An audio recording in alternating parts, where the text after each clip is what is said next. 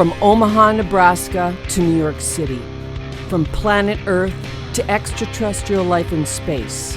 A podcast with no equal, engaged in unconventional warfare through your speakers and headphones. This is a show about embracing the suck, conquering your demons, and finding God in the face of adversity. Chris Tonto Peranto. Switch is on. Motherfucker, I'm gonna shoot you in the face. Ian Scotto. You know, Ian and I have been dating for a long time. You are now tuned into the Battleline Podcast.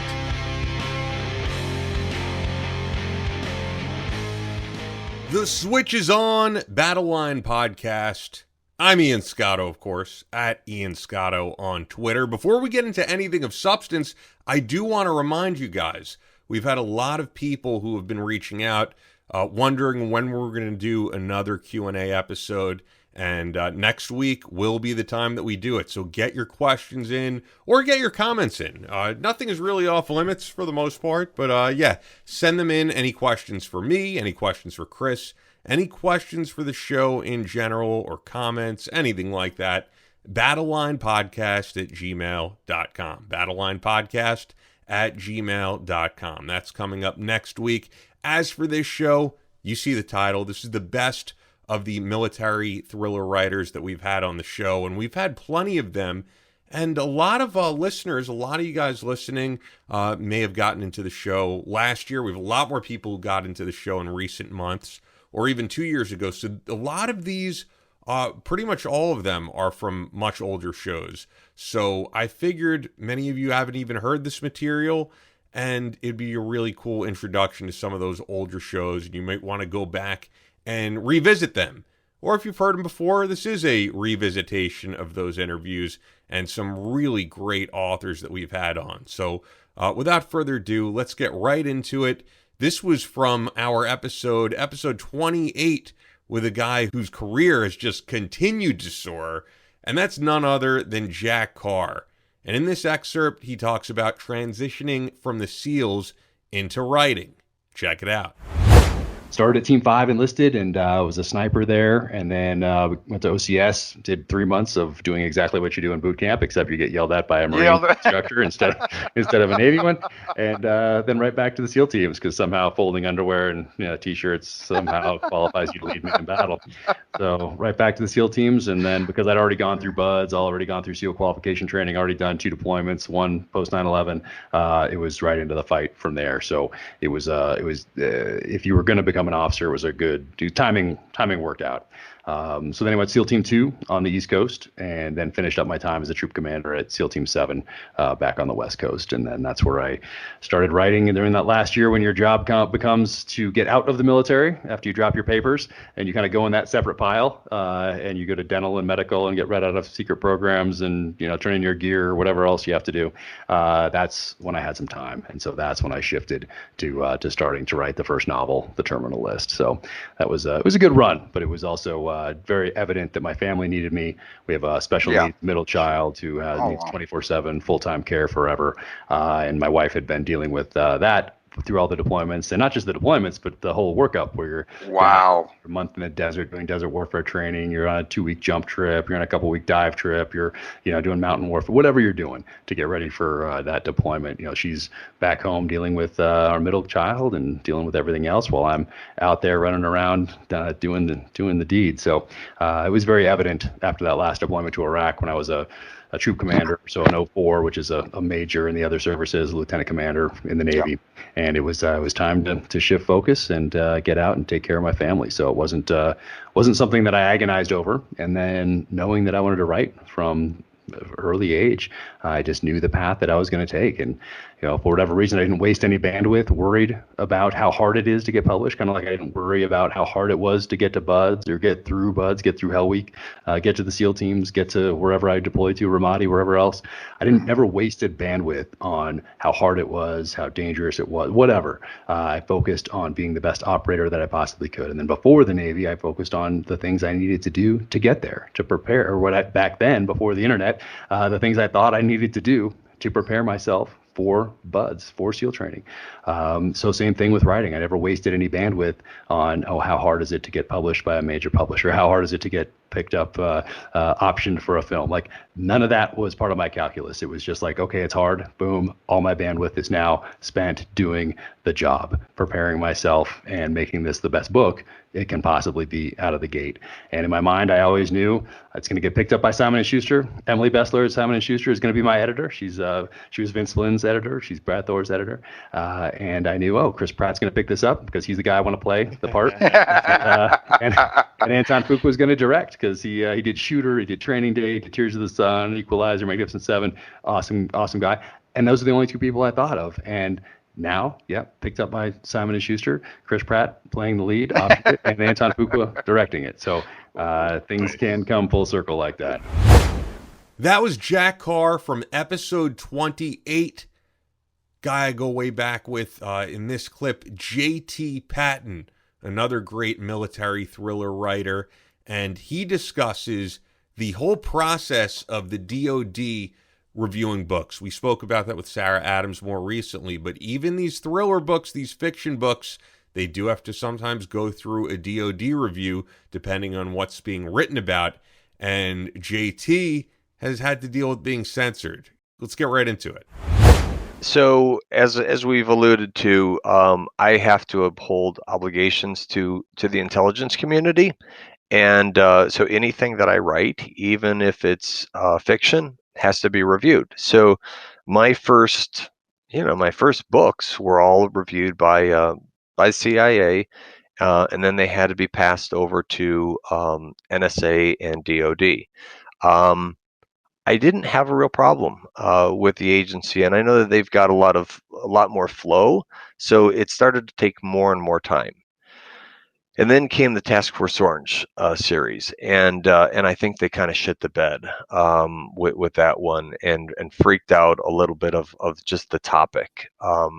I didn't have as much direct experience into that, and that what I didn't put in there, but they kind of moved the goalposts on me. So here the technical rules are: before you let anybody see anything that you've written, so your first draft, you need to submit it to the agency. And then in my case, depending on who else I worked with, they would then send it to another intelligence member agency. After that was all approved, then you could finish your writing, resubmit your final score to them, and they would approve that. That worked out great because DoD's requirement was submit to us the final version that you're going to publish, and we'll review that. So it took a long period of time, but it still worked. And after I got the CIA approval, then I could actually have an editor take a look at it, and then they can clean it up and have DoD. And once they gave me the thing, then I was out the door. Now with the TFO series, because I was involved with a number of those components, agency passed the first review jurisdiction to DoD, or DoD requested it. So think about that. I have to show the final copy to DoD, but the first copy to the agency. But if DoD is accepting it, then they're the ones that would say, no, you can't send it to us yet because we have to see the final copy before the intelligence community does. So what ended up happening was this was taken over a year's time because of the way that I couldn't finish it. I couldn't finish writing it. I couldn't share anything because of the obligations, and then they would take a year's worth of time. So I wrote one book under that type of a, kind of a dress, pain in the ass. And the second time, it had gone beyond a year, and I'm like, guys, what's going on? Can you give me anything? Can you give me any feedback as to what the agency has reviewed? They said, no, we can't do anything like that until we've had our final review. But it prevented me from giving them a final review. And I said, what's going on here? And the guy, kind of in an aside said, look, it's too sensitive of a topic. So you've got the agency that's a little bit pissed off about it just because you're still writing stuff. NSA was pissed off about it because even though I had changed the names of things, it was still some of the technical things were still things. And then, of course, the JSOC component was a little bit pissed off because of the very nature of them wanting to keep it secretive. And even though I wasn't exposing so much, the very nature of SIGINT and the tradecraft and the locations and things like that were too close. So the guy said, I got to be honest with you, you could expect your next book, if you write it, it could take you a couple years to get it back. Jeez. Yeah. So, and does it really take that much time? No. So I mean, I'm not saying that it's this huge conspiracy theory, and I'm not saying that, if I was selling a million copies that the publisher wouldn't find a way around, but I can't afford to get a lawyer for something like that. And honestly, if they had that much of a problem with it in the community, if somebody's saying this is really exposing too much, I would respect that. And so that's the position I've kind of taken, where I just have to respect what I don't know. I'm not going to cry foul of this big conspiracy and, wave my arms and say, look what you're making me do. Look, I'm not selling tens of thousands of copies of these things anyway. So it's not like the community is saying, the reader community is saying, we just can't live without you, JT. These books are everything to us. So it's for me, it's all right. Let's try something else because I do enjoy the writing, and ultimately for me, it's about telling stories about people and the darkness within people. And so I think I can do it in a different way, creating something unique. So I'm going to move a little bit into the suspense side for a little bit and give that a whirl. At the very least, I'll improve the craft of writing, and then we'll see if we go back. You saying all this is likely going to make some people want to check out your previous work and be like, what was so secretive that he was being censored for? So. I will say, and I don't know, I'm not too much of an ego person, but I will say that if you like, the thought of drones and SIGINT and Big Brother surveilling and domestic ops as well as the foreign ops and, the Task Force Orange element, nobody else has written those books, a series just like it. The closest ones was the Activity comic books or graphic novels that had come out.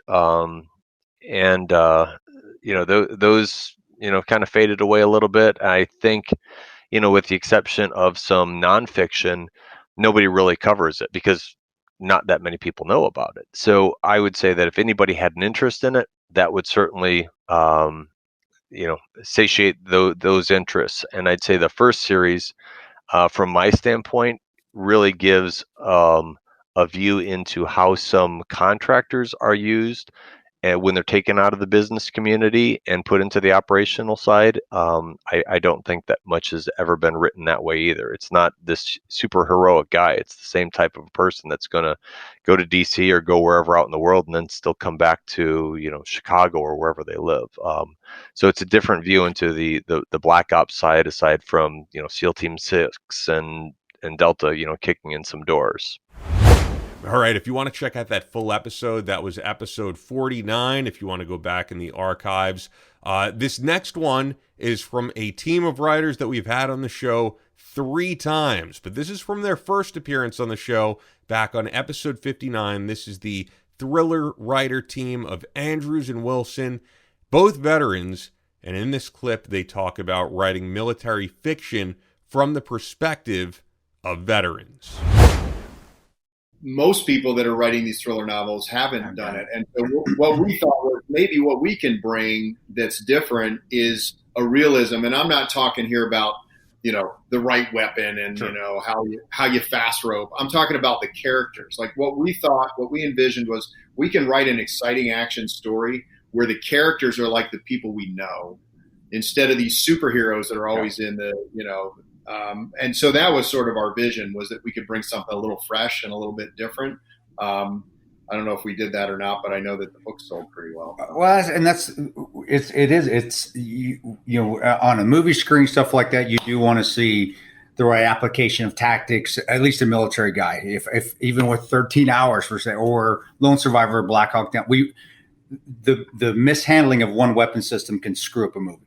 But on a book, getting to know what's going in somebody's head when they're deployed, when you see somebody die and you don't know if that's okay, and you're trying to, that's what people want to read, and that's what I want to read, and that's what. So you have that experience. That's why when you say fiction, I put quotation around fiction books when you have veterans writing fiction books, because really they're not. They may not have the same character names. You're portraying somebody different than the actual person because it's supposed to be a fiction book, but you're getting the real emotions because that's where you're pulling them from. And that's what's so great about these books, and why I think people should read veterans fiction books, because to me, they're not really fiction.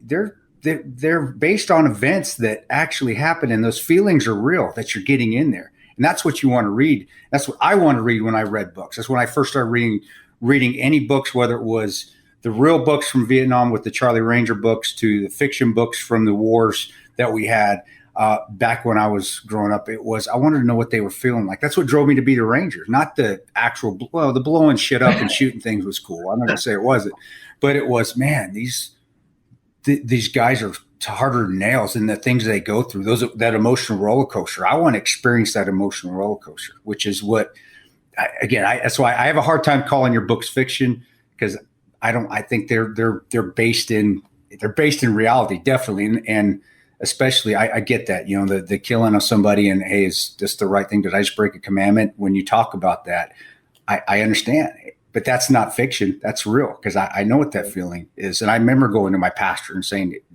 after the first time I did it, and went, am I going to hell? I don't know if I'm right doing this. And, and he talked me through it, of course. That's a whole nother podcast being I could probably do, but that's what I love about the books. And so, yeah, I have a hard time calling them fiction. Because to me, they're really not. They're just characters with different names is all. Yeah. And that's a huge compliment, Chris. I'll tell you that the characters in these books, in these new series we're writing, they are based on real people.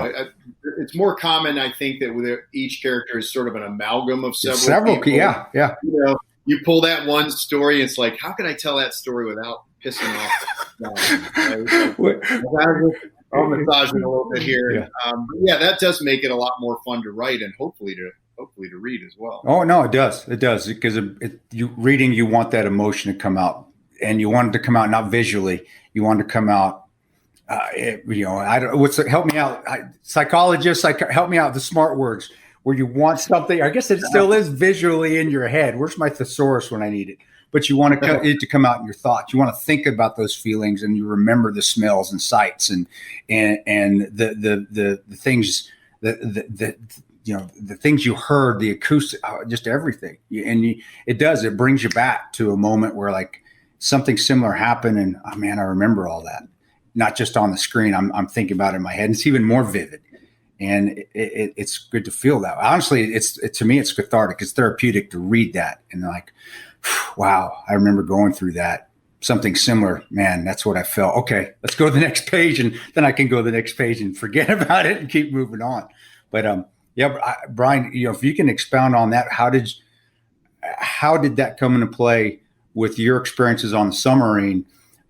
Where you started writing and you were drawing those realistic moments that you went through when you served, and some of the things that you saw, which I'm sure weren't all, roses and rainbows and sunshine all the time. Yeah. I think that when Jeff and I talk about that, when you're serving at the tip of the spear, you have these long periods of boredom that are punctuated by moments of abject terror, right? And you don't know when they're going to happen. And so, it's how do people respond under pressure, and how do you lean on each other? And, sometimes you have a good day, and sometimes you have a bad day. And it's even interesting too that, one day you're feeling courageous and powerful and on top of the world, and maybe the next day just your brain chemistry is off, or you didn't get enough sleep or whatever, and you might not bring your A game. And that's where this whole, I think, team concept comes in. And one of the things that we set out to do a little differently in this series was we wanted to embrace this idea of camaraderie and the team. And you're a little bit constrained in fiction because readers want a hero. It's very important that you have a strong protagonist that people can relate to and want to cheer for. And that's why you have like your Mitch Rapps and your Jack Ryans and Jason Bournes. You have to have a hero. And we knew that. We couldn't just write only about a team. But at the same time, we said, in real life, it doesn't happen that way. There isn't just this John Wayne character who goes out there with his M4 and caps every single bad guy on the X, right? So we said we're going to be very intentional, and the opening chapter of Tier 1 is on an infill, on a Blackhawk, and you're with the entire, element, the entire fire team that's going in on this, and they're just bullshitting. And so you get to see right out of the gate that, it's John Dempsey's point of view in that chapter, but it's him interacting with all these other guys. And so their personalities come up and they hit this cargo ship. And that opening sequence in Tier 1 is, I think it's 4 chapters long. The action is 4 chapters.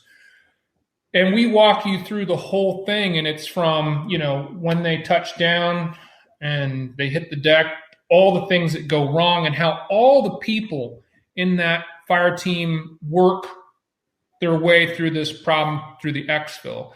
And so when you're done with that, that 4 chapters, you're like, feel like, man, I just went on that op and I know these guys a little bit. I see that there's a team and it wasn't just one guy who took this ship by himself. And we've tried to carry that through the series. And I think that is our big point of difference. And it's resonated with people.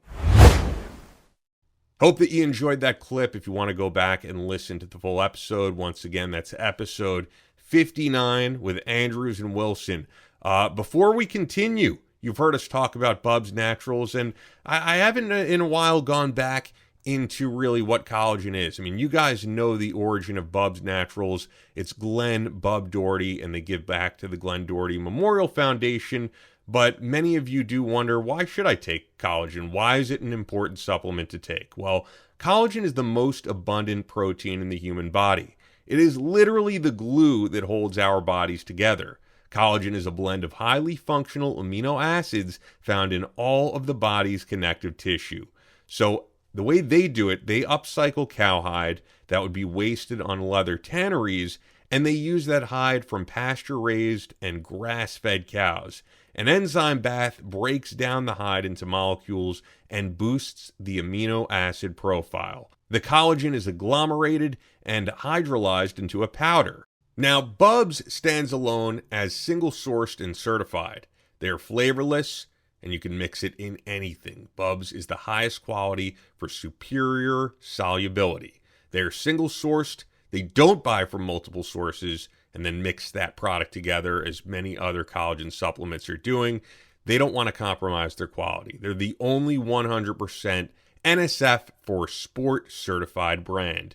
Now, this is good for you because after your early 20s, collagen production declines every year, and collagen is critical to the support and reconstruction of joints. This supports gut health and muscle recovery and promotes healthy skin, hair, and nails. Now, collagen is just one of the great supplements. Their apple cider vinegar gummies are great for digestion and all their other products. You're going to want to check them out. It's bubsnaturals.com. You may have seen them in stores, but we have a partnership with them where they're going to give you the best deal possible. And that's bubsnaturals.com when you use the promo code Battleline for 20% off. So bubsnaturals.com, use the promo code Battleline. And like every show, this show is brought to you by Fort Scott Munitions. Fort Scott is a manufacturer of multi-federal patented solid copper and brass CNC spun ammunition that is designed to tumble upon impact in soft tissue, leaving devastating wound channels for faster bleed out and quicker incapacitation. This ammunition was originally developed to innovate and improve on the standard of military-grade ammunition design. It was found that not only did the TUI ammunition outperform competitors in the self-defense industry, but it quickly became apparent that it will be a top contender for hunters alike. With the ammunition being CNC spun, the tolerances are some of the tightest on the market, ensuring that you receive the same results with each pull of the trigger. Fort Scott Munitions is available throughout privately owned businesses in all 50 states. Just go to the dealer locator on the website. But you can also buy right there on the website at fsm.com. And you're going to get a great deal through us when you use the exclusive promo code Battleline for 15% off your order. That's only available to listeners of the Battleline Podcast. Fort Scott Munitions is a proud supporter of Chris Peranto, Battleline Tactical, and the Battleline Podcast. And when you support any of our great sponsors, you're supporting this show staying free. Yes, we are looking to launch a Patreon coming around the 2023 mark, but we're always going to give out free content, and that's thanks to our great sponsors and listeners like yourself. So check them out. That's fsm.com, promo code Battleline. Now, this next excerpt is from someone who worked in the Trump administration and has done many things. Not only is he a veteran, he's written his own military books, his own military thrillers, but he also worked with a guy many of you are familiar with, and that's none other than Nick Irving, Army Ranger. And many of you may have read some of those books from the Reaper series. So that's exactly what we talk about. This is from way back, Episode 2. Tony Tata, AJ Tata, talks becoming a thriller writer and working with Nick Irving on the Reaper series. General, what? Just me asking, and were you in literature when you were going? Because you went to West Point, correct? If I'm not right, I did. You're a ring knocker, aren't you? Yeah, Did you? I won't make fun of that later. Don't worry, I'll get to that. I got that saved. No, well, maybe a little bit. But did you major in literature? I mean, no. What I want people is that. Did you follow that road to get into book writing? Were you already a writer? Were you studying to be that when you were in college, and then it went that way? No, you know, Chris, my mom was a big reader, and both my parents were teachers, and literacy was a big thing in our household. And sure. I was one of these kids that would come back from book fair day with, 10, 15 books under my arm, and my mom and dad would say, how are you going to read all those? And like 2 days later, I'm like, okay, I'm bored. I need more stuff to read. And mom started leaving these, she had Louis L'Amour and Zane Grey. Oh, yeah. And she would leave them laying around the house, and they'd be dog-eared, and I really wasn't sure what that meant, but I would just take it, and then I would read it, and I'd throw it under my bed, and, mom a week later say, have you seen this, book, Rattlesnake Trail, or, whatever it is, and I'm like, oh yeah, I'd look under my bed, and I have like 15 of her little paperbacks she'd be reading, none of what she had finished. So, and that sort of switched me on. Then I kind of grew into Stephen King and his early stuff. And I just became, I remember telling my dad when I was about 12, he asked me, the prototypical question. My dad's the son of Italian immigrants. So my grandparents came in through Ellis Island and settled in Detroit, Michigan. And my grandfather was a brick mason. So everything he did, and this was back in the 20s and 30s. My dad was born, and my dad was helping, when he was like 6 or 7, helping sling mortar and that kind of thing. Just a few Italians working their way up in the inner part of Detroit there, while the automobile industry is starting up. And so they're building and scaling. And my dad was this amazing athlete, baseball and football player. So he goes to the University of Virginia, but he never lost that sense of, immigrant and, work hard, save, and earn your way. And so he said, what do you want to be when you grow up? And I said, well, I want to write fiction novels. And he kind of laughs and he says, you got to put food on the table, man. and so, you did both. You put food on the table, and you went to Ranger School, you got your tab, you got downrange, and now you got that's what I always tell, just go do everything. Everything, experience it all. Yeah, that's right, Chris. That's right. It's amazing. And brick mason, I was a mason tender for a summer, and I'll tell you what, being a ranger, being a battalion, and then also deploying was hard. Holy shit. The mason tender I was like, okay, I definitely need to go back into Rangers, because I ain't slinging and carrying stones at 6 a.m. for the rest of my life. That was tough. I'll tell you what, man. Wow. Yeah. But you know, when my grandfather, passed though, he'd built a nice little construction business there. And, you know, he had his own business. He was the epitome of the American dream. Italian immigrants coming over. He had fought in World War I for Italy. And then in the 20s came over, and here he is. He built his own business and, you know, had a lot of pride in America. And he was a prototypical, you know, legal immigrant that comes over here and does, you know, great things. And that's the backbone of America. That's what we're all about here. Patriotism. Yeah. My grandfather, I'll be honest, my grandfather wasn't illegal before he came over from Mexico, got a citizenship. And I learned my family from Italy came over illegally. I mean, it is what it is. Yeah. I heard you talk about that too, Chris. So yeah. He was the biggest patriot in the world. And I don't think that it's a coincidence that, you know, your grandfather, my grandfather, fathers, you know, immigrants coming over, that we decided to go towards that military route, because they are the biggest patriots in the world. My grandfather is a huge patriot, and I should say he did pass, but. You know, immigration now. I don't want to get into politics. I hate that shit. Yeah, I do too. But it does show that you know, immigrants were. No, there are some good immigrants come over and I don't say assimilate, but bring over their backbone, bring over their hard work. It does trickle down to us younger generations, and then we keep moving on and doing great things in their names, like you're doing now, especially. And also, I admire you for writing so many books. I'm done. 3 books, and I got well, three. You know, most people never write one, so 3's that's. Well, most people, and there's very few that write 18 or 14. No, that's admirable. And then also, you had to work for Nick Irving. So how many life did you lose doing that? Yeah, you know, Nick's an awesome. So we do the Reaper fiction series, and we just turned in book 3 of that. It's Drone Strike is the name of it, and it'll be out next May. And he's such a great partner. You know, he's as you know, he's Ranger bat through and through. He's all about you know, duty on our country, serve your nation. Rangers lead the way, and all the way. He's a you know, fabulous marksman, and he knows all about weapons, and he's just a great human being. That's why I like working with Nick. Yeah. No, he's tremendous. And it's okay. He went to third bat, right before I won't. Again, I had to.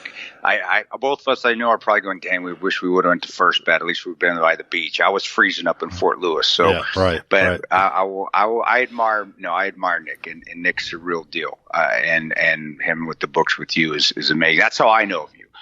From you writing with Nick. Yeah. And I do think that's just crazy that you are helping him do fiction, and then also with just how successful the books are with Nick. But he's a talent, and so are you. And you know, leave it at that. And I'll go in some more with that a little bit, but I think I'm talking over everybody. No.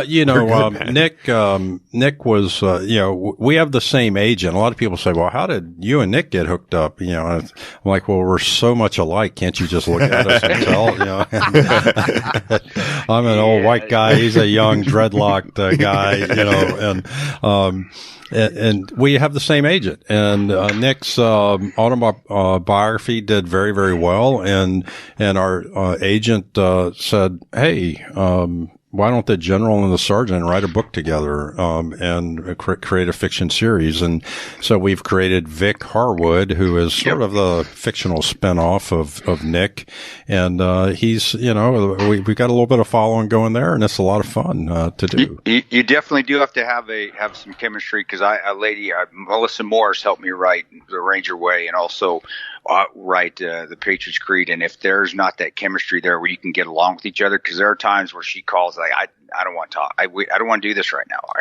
Can we just leave me alone? I want family time. All right. And you definitely have to be able to just sit down and have conversations with each other and just tolerate each other. Because I don't know if you and Nick do it that way, but I know me and Melissa do sit down and we go over everything. And then I tell her, hey, this is what we need, or I'll write something out, give it to her, and she'll write something out, give it to me, and we'll make sure that it's in line. But there's times where I just just leave me alone for a little bit. I just got home from being on the road for 2 weeks. And so if you, Nick, must have a good rapport. And again, I don't see how you can't without being so succcessul as you guys are. Thanks. He's such a creative at heart. You know, he plays the guitar. He's very creative with his his ideas and writing, and yeah, we collaborate and we just have a good yin and yang going.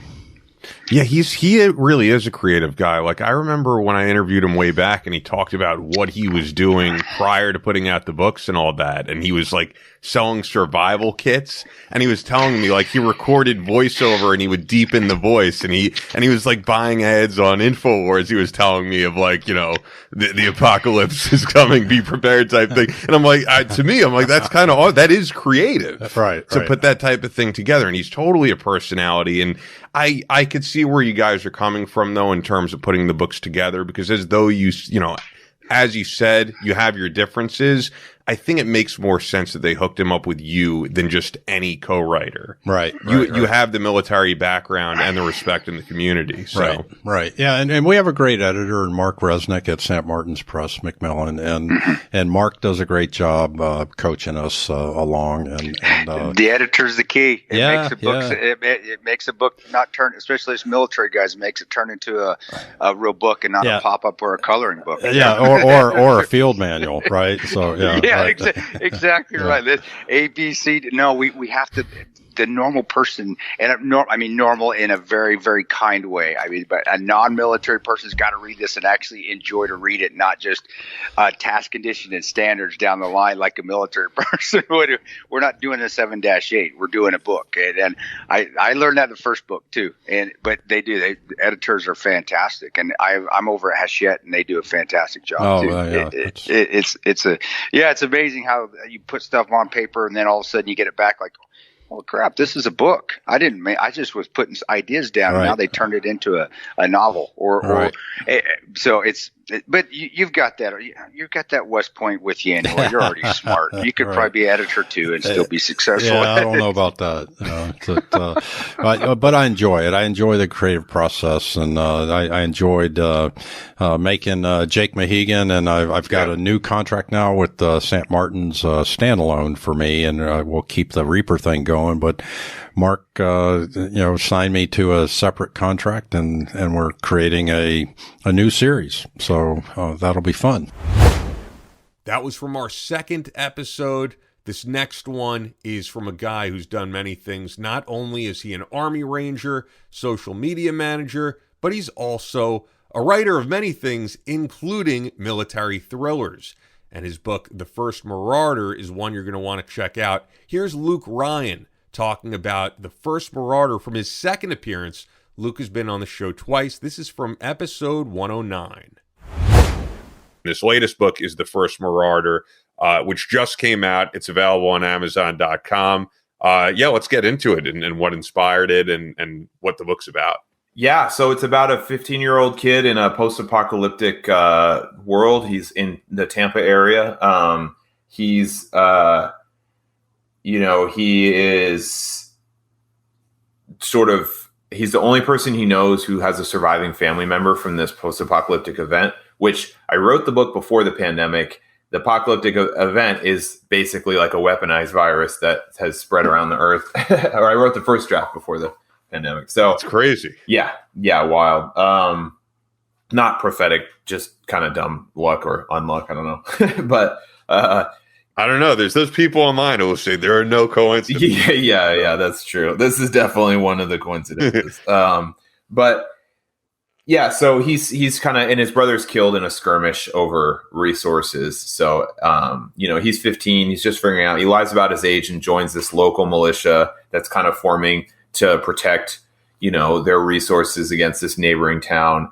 And he kind of is seeking revenge. But what winds up happening is way more complicated. I mean, that's really just the first act, and he gets sucked into this whole. I mean, he's 15, but it's a novel for adults. It's like about the discovery of war and politics. I mean, he's kind of squarely in that age between when I was first joined the Army and when I was in my school shooting. And so he's like, he is learning about violence in combat as sort of I did in those two events, one event and one career, and like learning about the intricacies of war and politics and when I say politics, I mean on a larger level, yes, but also on a smaller level, the military politics and like all sorts of things like that. And then the mayoral politics of the local area in that Tampa area in this post-apocalyptic world. And so that he's just struggling to navigate this world, and he's got this he's just kind of stumbling through it and trying to survive and trying to at first seek out vengeance and figure out, what to do. It's a lot about endurance, the discovery of those things, and about like endurance, he just always keeps going. That's like his only pretty much quality that he really can hold on to. He's so young. He doesn't know how to fight very well. He doesn't know how to do very much of anything very well. But he knows that he's always just going to keep going, keep trying, and do the best that he can, which not everybody is doing. And that's a big thing for me. I mean, when people say do the best that you can, they usually mean it as like a cop-out, like try and then give up if you can't do it immediately. I mean, how many times can I really count on, that I've done the actual best that I could, like literally to the maximum potential of what I could possibly do, maybe within realism, but still like very rarely have I done that. I mean, and I've done a couple of things that I've really pushed myself, really hard down, I'm gonna guess going through Ranger Battalion, that's gotta be one of them. Going through like RASP, the Ranger selection, and then Ranger school, and like SEER school, and just hard deployments and hard stuff after deployments, hard training cycles. Other times in my life, like during the pandemic, I wrote a lot. Like I wrote the whole sequel to The First Marauder. I wrote 2 other books. One is pretty short, and then the fourth one I started and then finished more recently. But like I wrote a lot, and I would be hard pressed to say with my job, could I have done any more? Maybe a little bit, but not really. Like I got pretty close to my max amount of writing during that time. Like I pretty much did my best, but like there's a lot of things that I've done and done successfully and done well that like, I mean, I'm not going to beat myself up about it or anything, but like if it works, it works. But when people say do your best, and in the context of this book, this kid just doing his best, like he's really like trying really hard all the time. I mean, and it's incredible. That's why I really discovered in Ranger Battalion, it is incredible what your body is capable of if you have that mindset, like what you can push your body to do, or your mind to do. If you treat your mind the way that like athletes treat their body, right? Like you can train it, you can like educate it, you can start to break down different methods of, for example, like work ethic, how do I keep, how do I retain discipline in this thing that is not like just working out or something like that? How do I retain discipline for me, like in my writing every day, in my, filmmaking, in my work, all these sorts of intangible qualities, you're training your mind to be better at them. Just as you train your body. And like I said, I mean, you just do your best. And if, everybody dies at some point. I mean, if you're in combat and you just do your best up until you can't anymore. And it's the same thing everywhere else. Is this protagonist based off you a little bit? Not really. He's probably like a little bit of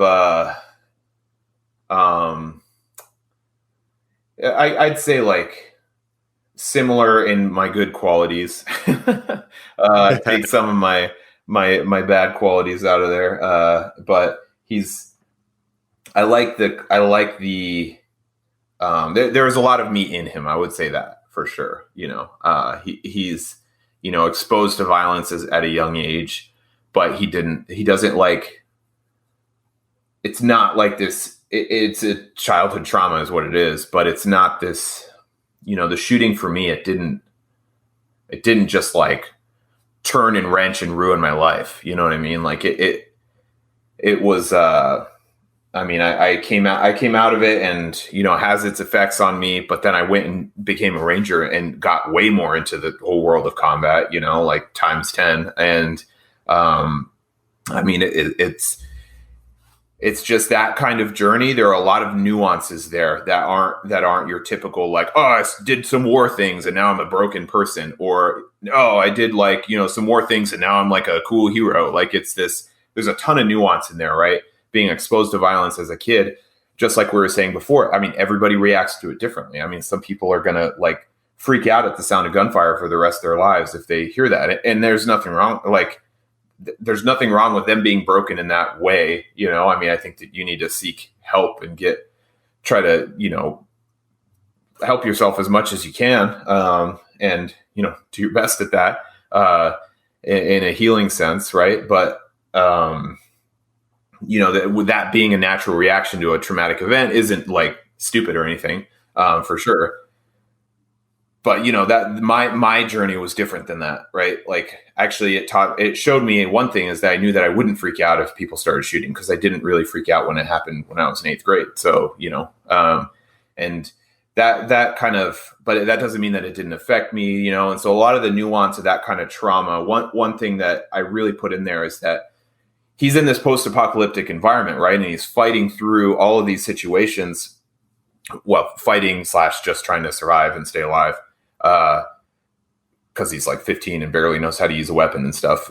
But he's fighting through all these situations, and he has all of these emotions starting to come up, and he just keeps pushing them down. And this is kind of a reoccurring theme throughout the trilogy, because it's the first in a trilogy. And the second one, he's 25, and the third one, he's 50. So, it's the span of his life. And, you push stuff down like that, you need to in combat. It's not just like a defense mechanism that, if you are a healthier minded person, you would be able to allow it to pop up. You can't break down in a firefight. And at a certain point, for me, it's your natural instinct to just push it down. You don't even have to try anymore. So the problem is then when you're done, you have to especially after a certain number of combat experiences, which is, I'm sure is different for everybody. It doesn't come back up as easily anymore, because you've trained it so much to all these emotions, to these reactions to these traumatic events have, they start to stay down there, and you have to go back in there and pull them out and unpack them yourself, because nobody's going to do it for you. And they're just going to eat you from the inside if you don't. So, you got to pull all that stuff out and look at it. And it's a super healing and good experience to do that. I do that a lot with my poetry. The 2 other books that you mentioned are poetry books, and they're war poetry books. And I that's the whole point of them, is me to unpack these ideas that I've experienced.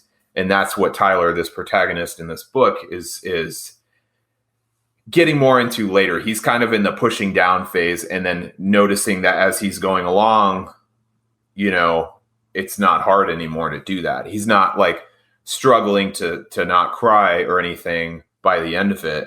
He's just so used to, doing this stuff but he's not just some jaded, cynic, that's the Hollywood stereotype of a war veteran, right? He's not this sort of either broken human being that's just, and he's also not just this super jaded cynic. He functions pretty well. He does stuff pretty well.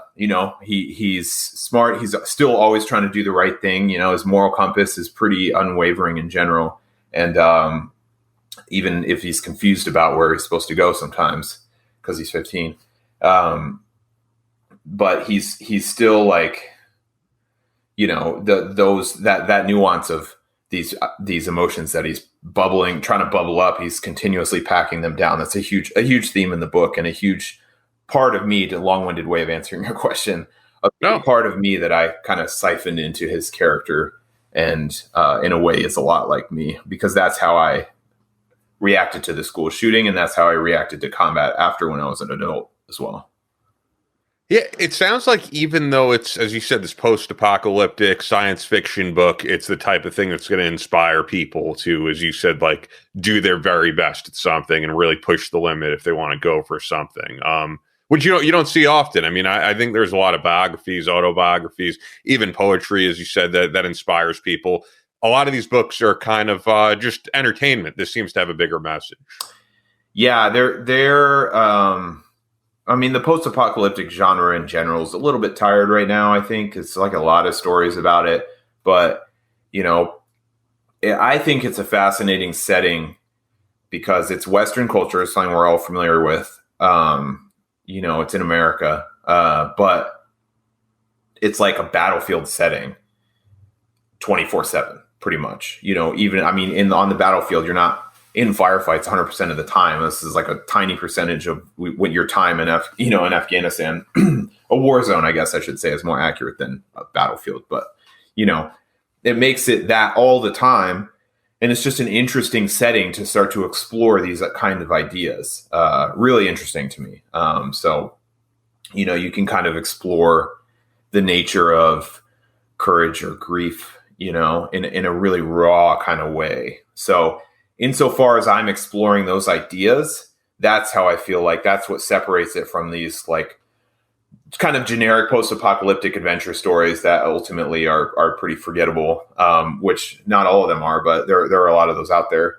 And then the one I'm really still trying to use that setting as a mode to look at these sorts of other ideas, that are really important to me. But there's still I still want it to be like, it's still an adventure. It's kind of a dark adventure, but it's still like, it's not like a super, super ultra heavy realism per se. I mean, I'm exploring these ideas, but it's still like a 15-year-old kid kind of running around meeting interesting characters. And some of them are kind of like, kind of out there kind of people, interesting and funny or exciting parts, stuff like that. So I love the medium of storytelling and of novels and filmmaking, but like, that the core of it is ultimately those basic central ideas. You can hear that full interview if you go back in the archives and check out episode 109, available everywhere, of course, where you're listening, whether it's YouTube or Apple Podcasts or Spotify. And we pretty recently had Brad Thor on the show, but Brad Thor was also on earlier on when we started the show for episode 41. And here's Brad Thor, one of the greatest thriller writers there is, wrapping up this special, talking about the inspiration he got from his dad's service for his books, and also the importance of family. My dad's got the best sense of humor. He is the greatest guy in the world. My brother and I jokingly refer to him as the great Ciantini from the movie. And it's not him. But, we'd get the quarter and could he bounce it off our bedclothes? How tight did we make the bed and stuff? Jokingly, like take his finger and go over the door frame looking for dust and, threaten to dump out our drawers and stuff in our bedroom my brother and I shared. Listen, it was a great, great way to grow up. He was so proud of his service in the Marines. It got him the GI Bill, got him out of the south side of Chicago. And there are things about being a Marine, that physical fitness for life and all of that kind of stuff that he passed on to us. And he's just, I wouldn't wanted to grow up in any other household than to have a Marine Corps father. My mom was a flight attendant for TWA in the glamour days in the 60s. And she was an entrepreneur. My dad went on to go into construction and building office buildings and hotels. The Marine Corps was an incredible launching pad for him. And what's really funny, I didn't know this, I reconnected with a friend from grade school. He was in my brother's class. I was 2 years older. And he's still in the service. And he said my dad was the one that got him to become a Marine. And he's spent his entire career in the Marine Corps, and he's been very, very good. He was one of the I think the Marines have like 100 interrogators, period. So he did a lot of stuff in Iraq, a lot of stuff in Afghanistan. Super smart guy. And when he told me that, when he said, your dad is the reason, the man that the Marines made out of your father is why I wanted to join the Marine Corps. So when I write my thrillers that deal with the special operations community, deal with the intel community, and I get letters from young men and women that say, you know what? I've decided I want to go into law enforcement or to the military or to the IC. And it's because of what I've read in your thrillers. It's amazing to me. That is an incredible compliment that because of I want you to take my book to the beach, to the lake, but you hear from young people that say, wow, I just love these. And I love what these men and women stand for. And I want to be part of that brotherhood, part of that family. It's an incredible feeling as an author. Your father and growing up like that. I hope my son, he's 15. He went through pretty tough because I was deployed till he was about 10. Going back and forth, and I know I was hard on him. I hope he has those good things to say about me when he's older. Then, gosh, my dad, he's such an ass. He's just so mean to me all the time. Well, the graph goes like this: you get dumber and dumber and dumber as they get older, and then suddenly they get older and you get smarter and smarter and smarter, and they want your advice. And it turns around. Listen, it's in the DNA, and this is one of the things that I keep saying at home. It's a teenager's job to be sullen and resentful, and if it wasn't in the DNA, they'd never leave the house, right? You think about it, kids used to get married, 13 years old hundreds of years ago. And so this is unnatural that we hang on to them for as long as we do, right? All the way through and try to get them through college. You used to have them apprenticed by now. By 15, he'd be joining the local, blacksmith's guild or the shoemaker, the cobbler's guild or whatever, in the village. So it's unusual for us to hang on to them. And it's also a gift. And by the way, that's another bright spot that I'm looking at. I got a 15-year-old and a 17-year-old in COVID. I am hugging on them every day. I'm trying to impart wisdom. I'm trying to be a good leader, like I said, in my family and share with them how to get through adversity. And my big thing is all you're being asked to do is sit on the couch and watch Netflix. Nobody's telling you to pick up a rifle and go storm the beaches in Normandy. Okay. We can do this. It's not that tough. That's awesome. Yeah. And that is a blessing. And I was going to say for you, beyond just what your father has done, you are a guy who has dealt with adversity in your life, I know, and you are someone who, if you have a dream, you go for it. Because I've heard you talk about before how you were doing another line of work, but you always had the dream to be an author, and your wife supported you in that dream. A lot of people would say, this is never going to happen for me. And no one knew at that time you were going to be a New York Times bestselling author on now your 19th book in this series, but you had the foresight of, all right, I'm going to give up what I'm doing. I'm going to give up my paycheck and go for what I really want out of life. That was listen, I got to credit my wife because when I graduated college, going to break news here, I did something that no American has ever done. I went to Paris to write a novel. Had never been done. Don't know if you know this. Had never been done before. Nobody's ever gone to Paris. No, you're lying. Never been done. I was the first. Incredibly brilliant. Nobody'd ever done it. There's some Hemingway, Fitzgerald. It's all BS. They never went.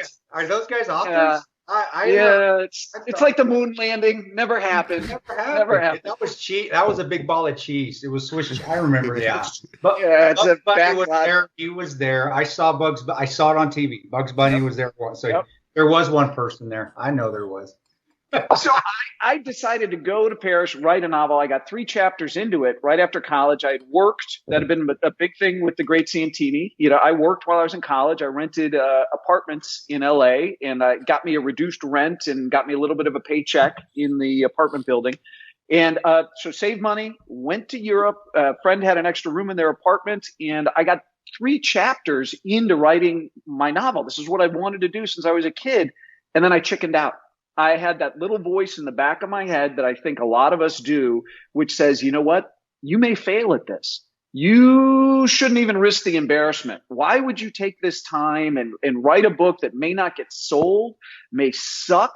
People are going to laugh at you. Wouldn't it be easier just not to risk anything, back up off that limb before it cracks and falls underneath you? And I did. And I chickened out and I shipped the laptop back home and I used my money to travel. And I came up with an idea for a TV show. I thought that travel made me a better American. Seeing my country from outside made me appreciate how incredibly lucky I was to be born in the greatest nation in the history of the world. And I said, I want to do a TV show to encourage young people travel internationally now. Don't wait until you're retired. Do it now because I thought it'd make better Americans out of anybody who took at least just one trip overseas. Got it on public television, did really well, did a couple seasons of it. And on my honeymoon, as Ian was relating, that's when my wife asked me, what would you regret on your deathbed never having done? And I said, writing a novel and getting it published. And she said, okay, when we get home, you're going to start spending 2 hours protected time every day making that dream come true. So my man card's on the table. I can't make her think, she married a coward. I can't say I'm scared of failing. I did it. And it made all the difference. It's that whole, the road diverged in the wood, and I took the road less traveled by. And I finished that first book, The Lions of Lucerne, and I said, I will not get to my deathbed wondering what would my life have been like if I had just written a book. Yeah. And so it made all the difference. But I think that which we're most destined to do in life, we're often most afraid of. And I think that fear is actually a signpost pointing you in the right direction. I think the greater the fear, I think the greater the reward is going to be. Because even if I didn't sell that book, I did it. That to me was more of an accomplishment than getting it published, was actually writing the damn thing. That was Brad Thor wrapping up this special with the interview we did with him back on episode 41. Also did a more recent one with Brad Thor, so you can look back on the archives and check both of those out. Hope that you enjoyed this special. It really is an honor being friends with a lot of these military thriller writers and just having them on the show to discuss their books and to discuss the inspiration for these thrillers that they've put out and what keeps them going. So hopefully it motivates you. And maybe you'll pick up some of these books that we've discussed in this past hour. So as always, be sure to check us out on all social media. And of course, we'll be back next Monday with a new episode. And that'll be none other than a Q&A episode, long overdue. So once again, send your questions into us at battlelinepodcast@gmail.com. Hope you enjoyed once again. Have a great week. That's all for this episode of the Battleline Podcast, but we'll be back on Monday with more American Straight Talk. Until then, be sure to follow us on Instagram at Battleline Podcast and on Twitter at Battleline Pod. To sign up for future Battleline tactical courses, go to www.christantoparanto.net. Believe in yourself, face all challenges head on, and as always, never quit.